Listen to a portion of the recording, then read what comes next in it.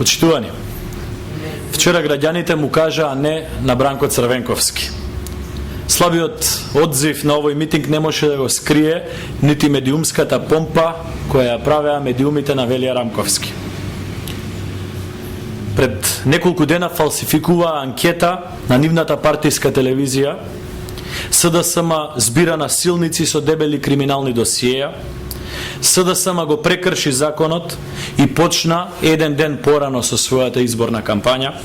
СДСМ крајно ниско проба да купува гласови во замена за расипано месо, за да заборават луѓето дека СДСМ ги украде фабриките, во замена им нудат по 100 грама кафе.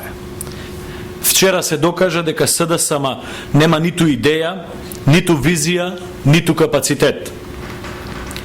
Говорот на Црвенковски беше препон со гнев, фрустрација и ароганција. Тој не кажа ништо корисно. Зборуваше како празен политикант. Не даде ниту една идеја, не понуди ниту едно решение, не смисли ниту еден проект за доброто на граѓаните. Бранко не зборуваше за она што ги интересира граѓаните. Тој зборуваше за себе.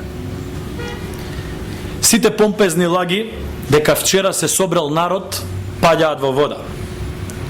Би сакал да му објаснам на господинот Андреј Петров голи факти и проста математика. Должината на улицата, каде вчера Социјалдемократскиот сојуз држеше митинг, изнесува точно 180 метри, а низината широчина изнесува точно 22 метри. Тоа значи дека целата површина не е повеќе од 3960 метри квадратни. Во најголема гужва, во 1 метар квадратен може да се соберат само 3 луѓе. Според простата математика и здравата логика, на вчерашниот митинг на СДСМ не можеше и немаше да има повеќе од 12 до 13 илјади луѓе. Господине Петров, повелете вечер во Охрид да видите што е народ. Граѓаните му кажаа не на Бранко Црвенковски. Во врска со понудите на Црвенковски ќе му порачаме: Бранко, ти требаше да си одиш од политиката многу одамна. Ти требаше да си одиш од политиката кога од неа си одеше и Љупчо. Вие двајцата сте политичари од исто време. Вие двајцата сте политичари од иста генерација.